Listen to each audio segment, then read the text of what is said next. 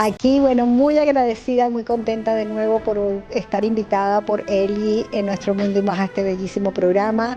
Muy orgullosa de representar a la Comisión de Ciudadanos por los Derechos Humanos del Estado de la Florida, de la cual soy la vicepresidenta para el mundo de habla hispana. Y somos una organización sin fines de lucro, no política y no religiosa, creada para orientar al público sobre sus derechos en el campo de la salud mental.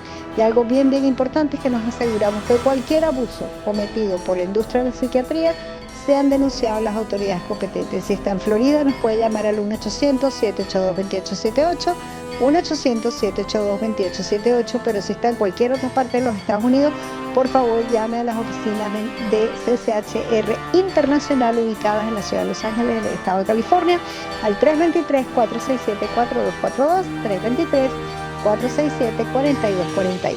Bueno, y sin mayor preámbulos, en este segmento de Con Claudia, les quiero dar a conocer nuestro primer episodio sobre el tema del museo de la industria de la psiquiatría, desde sus orígenes hasta el día de hoy. Van a ser bastantes capítulos, por favor no se pierdan ni uno solo de los capítulos, y comenzamos hoy. Vamos a empezar a hablar de lo que son los orígenes de la psiquiatría. ¿Cuándo empezó? Desde los 1500, 1800, 1900, todas esas cosas que sucedieron. Aquí les estamos enseñando el panel de introductorio, ¿verdad? Le vamos a pasar el video que explica en forma detallada los barbarismos de la psiquiatría desde sus inicios.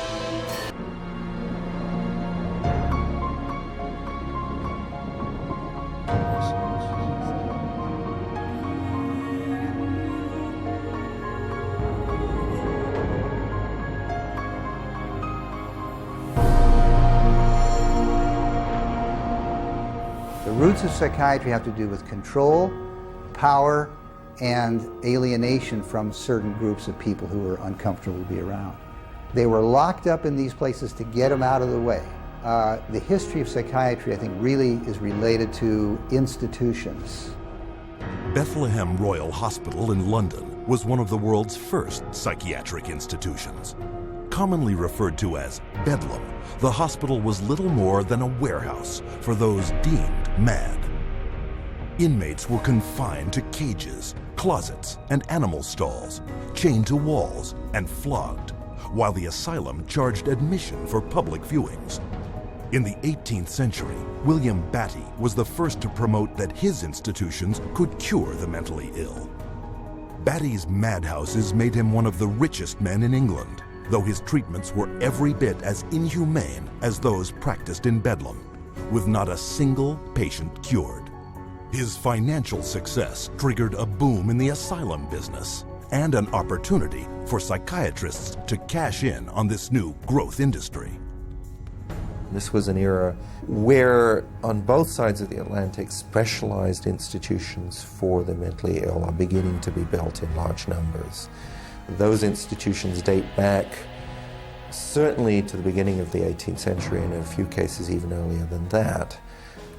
But the explosive growth of an asylum sector, of asylumdom, as some historians have called it, is very much a 19th century phenomenon. It's that period when the state is persuaded to invest tax dollars in building these places. But while those who ran the institutions were getting rich, psychiatrists yet lacked the credibility to maximize their cash flow. In order to justify their profession, they needed to come up with these biological solutions, or they didn't have any profession. The only way for them to solve that was to attempt to start believing that these people that were suffering from emotional disorders was from a biological basis. Whatever was done to make this person more manageable would be simply called a treatment. And the sad reality is that many of these so-called treatments were, in essence, torture. The near-drowning devices that were developed in this period, for example, must have been appallingly frightening. For example, one device involved putting the patient into a coffin, closing the lid, and dumping it into a bath of water, and then opening it up and trying to revive the patient. There were a range of these things, and the mortality rate was very, very high. Psychiatrists next sought to give their practices credence by cloaking them in the language of medicine. Thus, each reckless experimental approach they tried was instead referred to as a medical model. Somebody who's really hyper and manic, if you're wrapped up in a cold sheet and dunked into some water, you're going to quit acting manic because that's a punishing treatment. But as soon as the symptoms started to go away, they started to believe that somehow by wrapping them up and dunking them in cold water, it was draining the toxics out of their body. So they built the medical model around that. Pushing the biological theory of mental illness a step further, an American, Benjamin Rush, put forth the idea that insanity was caused by too much blood in the head. The cure? Remove the blood by any means possible. Restraint, cold water, bleeding, even terror. And with that, a new medical model was created. Benjamin Rush was probably the most famous American physician of the Revolutionary era. Rush was known as the master bleeder. He bled his patients for madness. He also invented something called the tranquilizer. It's a chair that looks a little bit like an electric chair. The patient was confined in this apparatus, sometimes with cold water applied to his or her head, for some hours at a time, and Rush announces in a letter that he's invented this new contraption and dubbed it the tranquilizer. Rush's often lethal procedures were detailed in his 1812 textbook, which remained psychiatry's authoritative source for the next 70 years.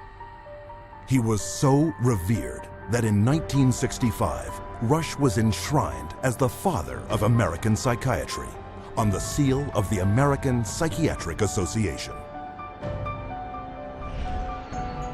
As the 1800s wore on, psychiatry's mounting failures at curing madness threatened their financial bottom line, forcing them to invent new medical models. The cures promised when it was delivered. So by the 1860s and 70s, a growing mood of pessimism was covering Europe and North America, that effectively the new institutions were ever growing in size, but not growing in their effectiveness. The 20th century brought more medical models. American psychiatrist Henry Cotton mutilated his patients by removing their body parts, declaring this a breakthrough in the treatment of mental illness. The earliest target was the teeth and then the tonsils and the sinuses. But when patients didn't get better, the enthusiasts for this treatment then started to move down the body and to say, well, obviously patients have swallowed bacteria in their saliva, so stomachs need to go, spleens need to go, colons need to go.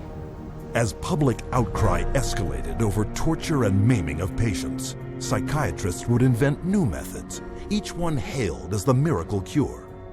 But each one was ultimately proven no more effective nor less brutal than the last. This is a history of psychiatry, more or less, to damage the patient. I mean, this is a version of the original model, which was to chain them like animals.